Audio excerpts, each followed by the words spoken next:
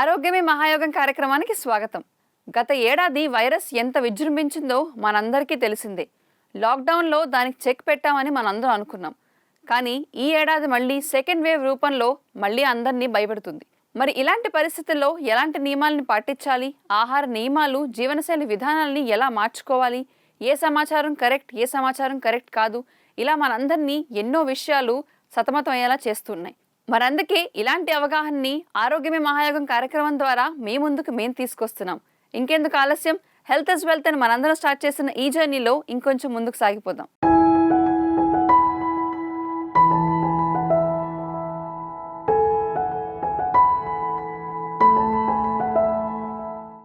నమస్కారం డాక్టర్ గారు. నమస్కారం అండి. డాక్టర్ గారు, ఇందాక చెప్పుకున్నట్టుగా సెకండ్ వేవ్ రూపంలో వైరస్ అందరినీ ఎంతో భయపెడుతుంది. మరి ఇలాంటి పరిస్థితుల్లో మాకు ఆరోగ్యం పట్ల అవగాహన ఇప్పుడు ఎంతగానో అవసరం. అవును. మరి అందుకని మీరు ఎప్పుడూ చెప్తున్నట్టుగా ఆలస్యం అమృతం విషయంలో మరి ఈ రోజుల్లో చూస్తున్నట్లయితే గనక ప్లాస్మా గురించి చాలా ఎక్కువ వార్తలు వినిపిస్తున్నాయి. ప్లాస్మా డొనేట్ చేయాలని, ప్లాస్మా కావాలని ఇలా ఎన్నో న్యూస్ బయటకు వస్తున్నాయి. అసలు ఈ ప్లాస్మా అంటే ఏంటి డాక్టర్ గారు? ఎక్కడ ఉంటుంది అది? ప్లాస్మా అంటే శరీరంలో రక్తం ఎక్కడుంటే అక్కడ ఉంటుంది. వేరుగా ప్లాస్మా అనేది ఉండదు. రక్తములోనే ప్లాస్మా ఉంటుంది. ముఖ్యంగా మగవారికి 5 లీటర్ల రక్తము, ఆడవారికి 4.5 లీటర్ల రక్తం ఉంటే పుష్కలంగా ఒంట్లో రక్తం ఉన్నట్లు. ఈ రక్తములో ప్లాస్మా అనేది ఒక 55% ఆక్రమించి ఉంటుంది. ఈ ప్లాస్మా అనేది సెపరేట్గా చూడాలి అంటే రక్తములో ఉండే 3టిని వేరు చేసినప్పుడు ఆ మిగతా దాన్ని ప్లాస్మా అంటారు. ఏ 3టిని వేరు చేయాలి అంటే రక్తంలో ఉండే ఎర్ర రక్త కణాలు, తెల్ల రక్త కణాలు, ప్లేట్లెట్స్, ఈ 3టిని తీసేసాక మిగతా దాన్ని ప్లాస్మా అంటారు. ఈ ప్లాస్మాలో 90% వాటరే ఉంటుంది. అందరికి అర్థమయ్యే రీతిలో ఈ ప్లాస్మా అంటే ఏంటో నేను చెప్పాలంటే వివరణగా, మనం గుత్తొంకాయ పులుసు కాసుకున్నాం. గుత్తొంకాయ పులుసులో గుత్తొంకాయ ముక్కలు, ములక్కాడ ముక్కలు ఇలాంటివి వేస్తుంటాం. గుత్తొంకాయ పులుసులో ఈ ఉల్లిపాయ ముక్కలు, పచ్చిమిరకాయ ముక్కలు కూడా వేస్తుంటాం. పులుసు కాసాం. ఈ పులుసులో గుత్తొంకాయ ముక్కలు, తర్వాత ములక్కాడ ముక్కలు, పచ్చిమిరపకాయ ముక్కలు, కాస్త ఉల్లిపాయ ముక్కలు ఇట్లా సెపరేట్ చేసి పక్కన పెట్టాక మిగతా గుజ్జంతా తీసుకుంటే ఇది ప్లాస్మా. అంటే బ్లడ్లో ఉండే ఇట్లాంటి కణజాలాన్ని, డబ్ల్యూబీసీ, ఆర్బీసీ, ప్లేట్లెట్స్ని తీసేయటం అంటే మొక్కల్ని తీసేయటం, మిగతా గుజ్జంతటిని తీసుకుంటున్నాం. ప్లాస్మా అంటే ఈ రక్తములో ఉండే ఈ 3టిని తీసేయగా మిగతా దానంతటిని ప్లాస్మా కింద చెప్తారనమాట. అయితే డాక్టర్ గారు, మరి ప్లాస్మాలో అసలు ఏమేమి ఉంటాయండి? 90% నీరే ఉంటుంది అంటున్నారు. అదేమో ప్రాణాలను రక్షిస్తుంది అని అంటున్నారు. మరి మిగతా 10%లో ఏముంటుంది అంటారు?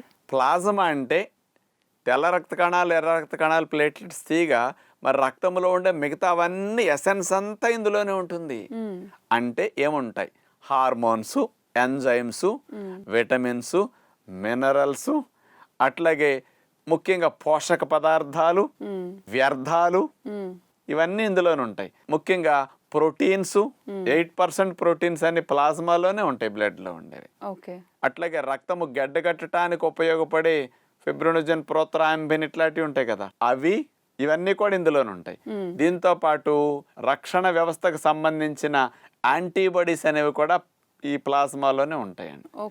ఇవన్నీ ఈ గొజ్జు లాంటి దాంట్లో ప్లాస్మాలో సపరేట్గా ఉంటాయి అన్నమాట.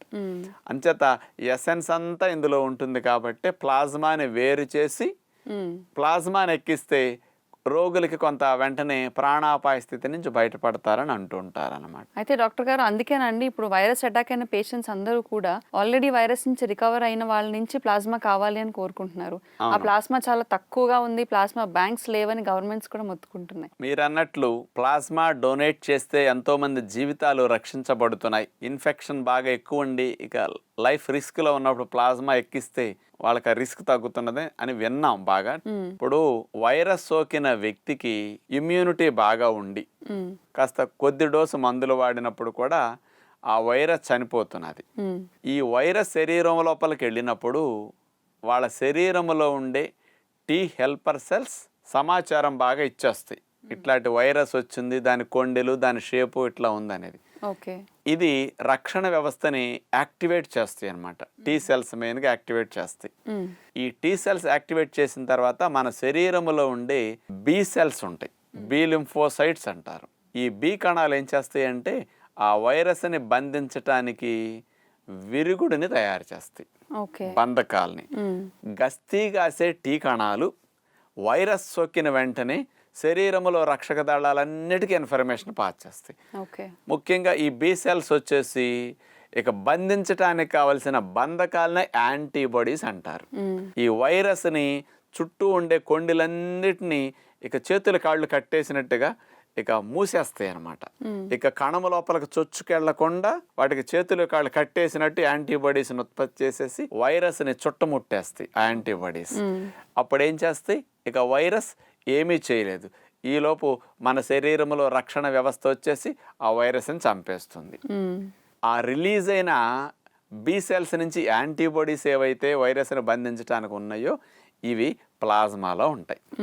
15 రోజులు హోమ్ క్వారంటైన్ చేసిన వైరస్ సోకిన పేషెంట్ వాళ్ళలో రక్షణ వ్యవస్థ బాగా పనిచేసి ఆ వైరస్ని చంపటం, ఆ వైరస్ని బంధించడానికి ఉపయోగపడిన యాంటీబాడీస్ ఏవైతే బాగా విడుదల చేశాయి 15 రోజులు, అవన్నీ 15 రోజుల తర్వాత ప్లాజ్మాలో పుష్కలంగా చేరుంటాయి. అందుకని ఈ ప్లాజ్మాలో ఉన్న యాంటీబాడీస్ వైరస్ విరుగుడుగా సిద్ధంగా ఉన్నాయి. అంచేత ఆ పేషెంట్కి రక్షణ వ్యవస్థ బాగా మెరుగైంది, చంపబడింది. కాబట్టి ఆ వైరస్ని గుర్తుపట్టడం, ఆ వైరస్ని పసిగట్టే మెకానిజం అంతా ఆ యాంటీబాడీస్ ద్వారా సిద్ధంగా ఉంది. ఇవన్నీ ఆ వైరస్ సోకిన వ్యక్తికి తగ్గించుకున్న వ్యక్తులు సిద్ధంగా ఉన్నాయి. అందుకని 15 రోజుల తర్వాత ఈ వైరస్ సోకి తగ్గించుకున్న వ్యక్తి యొక్క ప్లాజ్మాని మనం ట్రాన్స్ప్లాంట్ చేసి అతని బ్లడ్ నుంచి ప్లాజ్మా వేరు చేసేసి వైరస్ సోకిన వ్యక్తి గనక ఈ ప్లాజ్మా ఎక్కిచ్చారనుకోండి, ఇతనిలో 15 రోజులు పోరాడాక తయారవ్వాల్సిన యాంటీబాడీస్ అసలు ముందే చేరిపోతాయి, రెడీగా వెళ్ళిపోతాయి.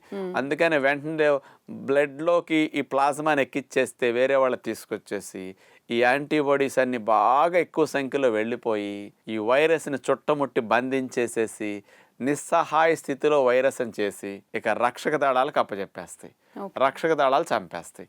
అంటే ఈ ప్రాణాపాయ స్థితిలో వైరస్ సోకిన వ్యక్తి ఇక ప్రాణం పోకుండా వైరస్ని బంధించే యాంటీబాడీస్ని డైరెక్ట్గా తీసుకొచ్చి మనలో తయారవటం లేటు కాబట్టి రెడీగా ఎక్కిచ్చేసేసాం. అందుకని త్వరగా ఇమ్యూనిటీ వర్క్ చేస్తుంది అన్నమాట. అందుకని రిస్క్ నుంచి బయటపడటానికి యాంటీబాడీస్ అని ప్లాజ్మా ద్వారా ఎక్కించే ప్రయత్నం చేస్తారనమాట.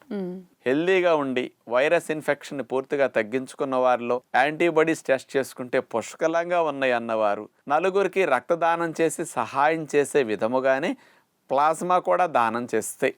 మన ప్లాజ్మా ఎంతో మంది జీవితాల్ని ప్రాణాపాయ స్థితి నుంచి రక్షించడానికి కూడా ఉపయోగపడుతుంది అన్నమాట.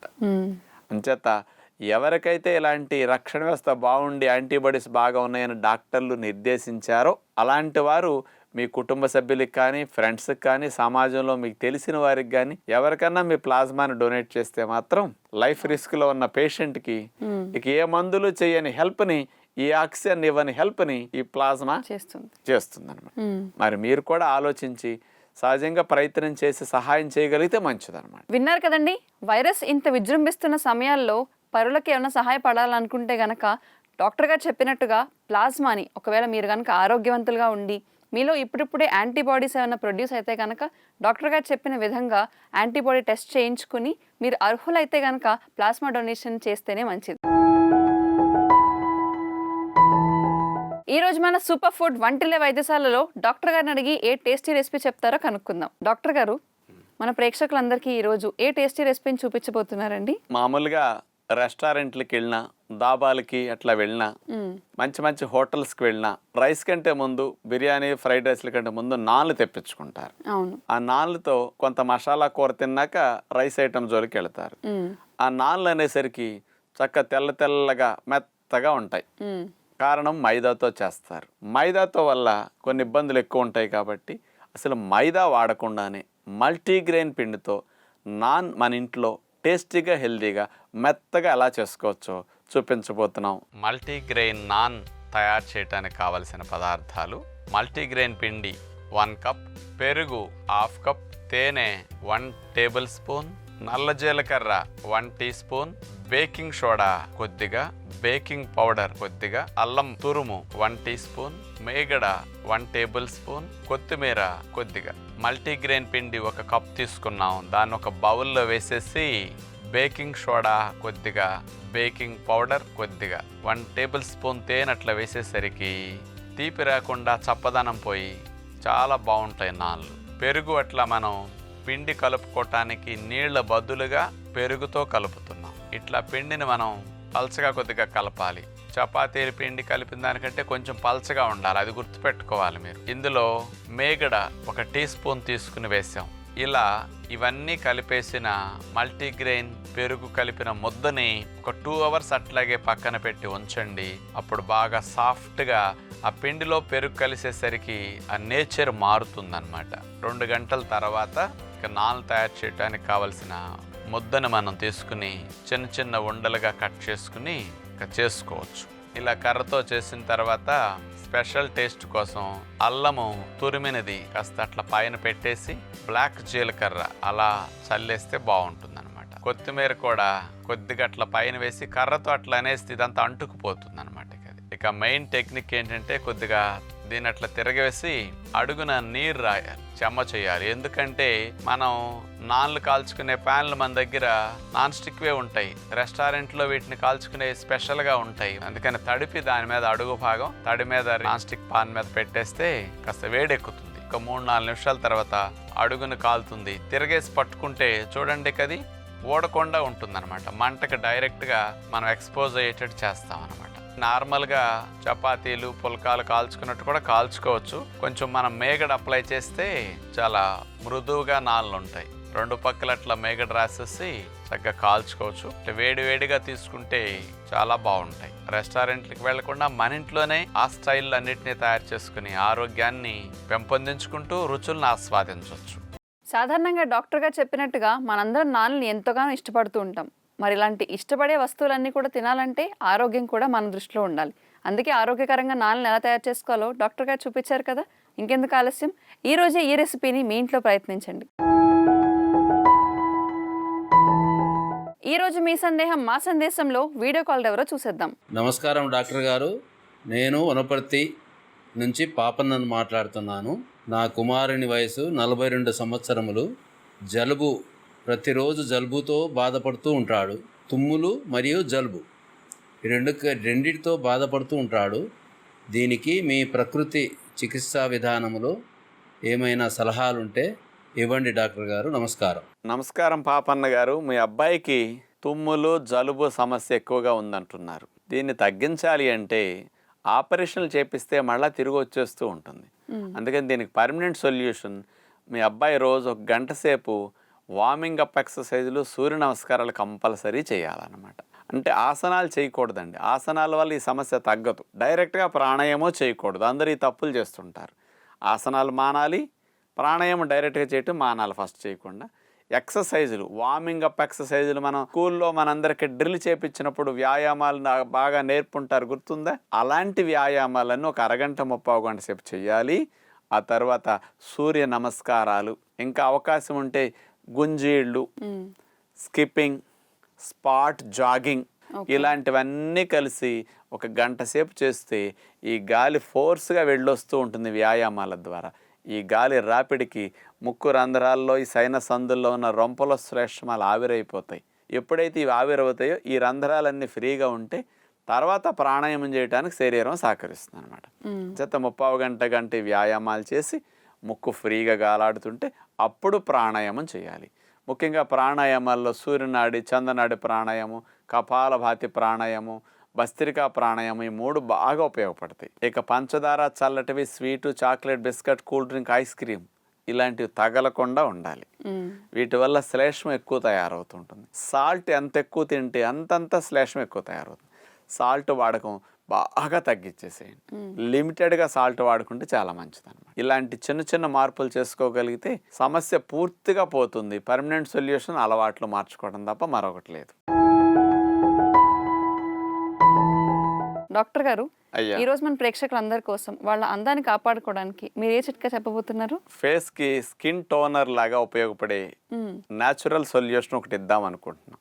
ఓకే. బత్తాయి కమల రసాలు రెగ్యులర్గా మనం త్రాగితే ఆరోగ్యానికి ఇమ్యూనిటీకి చాలా మంచిదని చెప్తుంటాం. మరి రసం పిండుకున్నాక తొక్కల బోళ్ళు మిగిలిపోతుంటాయి.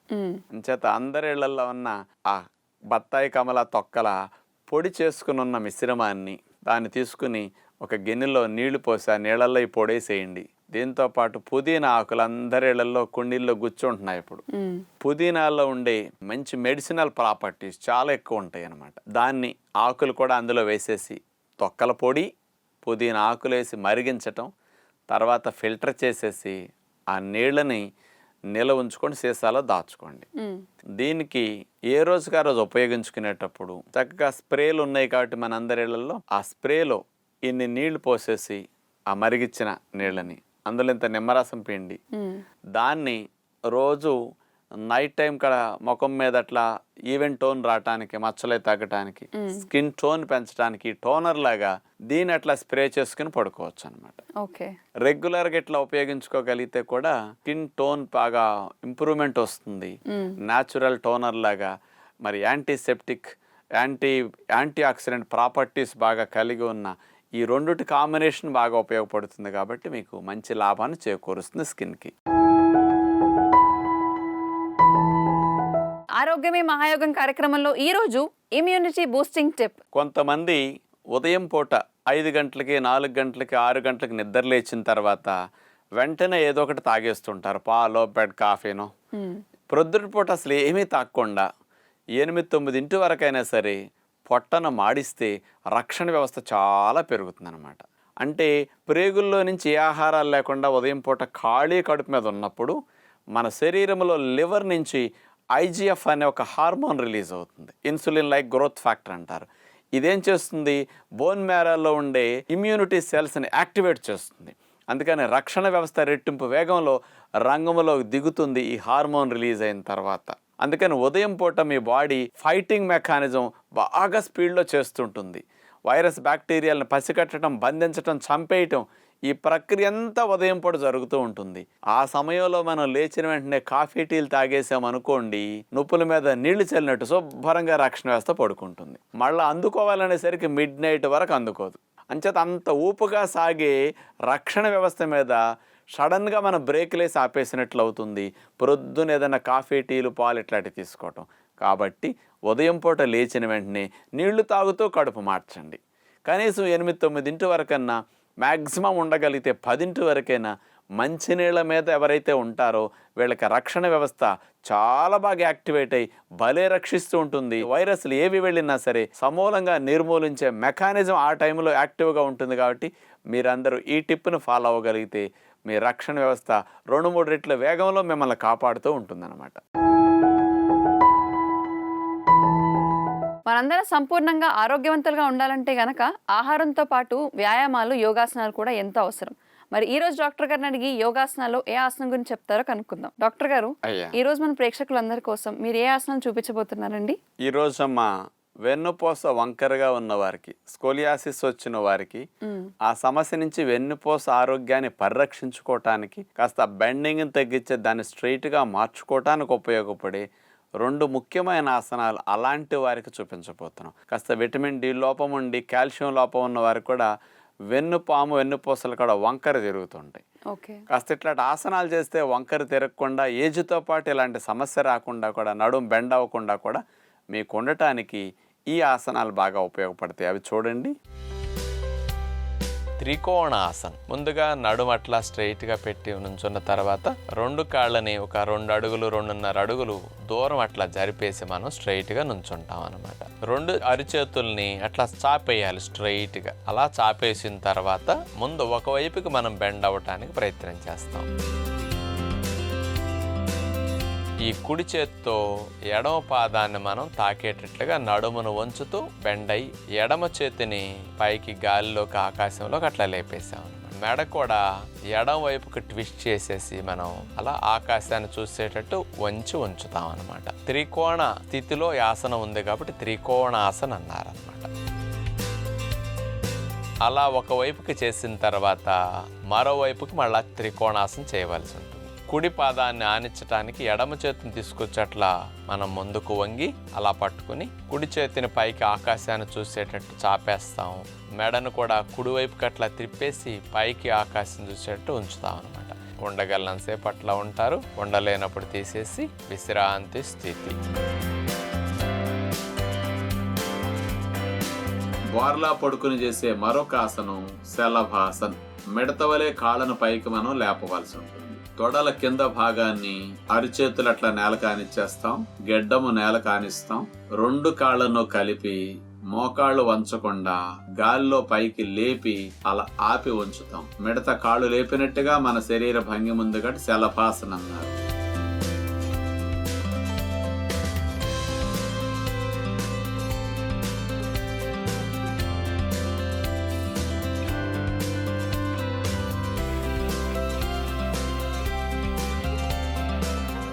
చూశారు కదండి, వెన్ను వంకరగా ఉన్న వాళ్ళకి లేదంటే స్కోలియోసిస్ బాధతో ఇబ్బంది పడే వాళ్ళకి డాక్టర్గా చూపించిన ఈ ఆసనాలు ఎంతగానో ఉపయోగపడతాయి.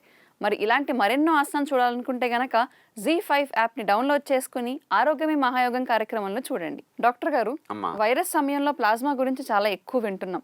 అలాంటి ప్లాస్మా గురించి ఈ రోజు మన ప్రేక్షకులందరికీ ఎంతో అవగాహన ఇచ్చి, అలాగే ప్లాస్మా డొనేషన్ ఎవరు చేయాలి, ఎందుకు చేయాలి అనే విషయాలపైన అవగాహన కల్పించినందుకు ధన్యవాదాలు. ధన్యవాదాలమ్మా. చూశారు కదండి ఈరోజు ఆరోగ్యకరమైన ఎపిసోడ్ని. మరి ఆరోగ్యాన్ని ఎంత కాపాడుకున్నా కూడా అప్పుడప్పుడు ఇలాంటి వైరస్లు మనందరినీ ఇబ్బంది పెడుతూ ఉంటాయి.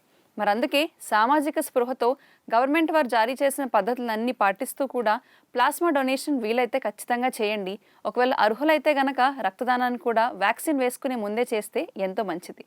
రేపటి ఎపిసోడ్లో మళ్ళీ కలుద్దాం. అంతవరకు సెలవు. నమస్కారం.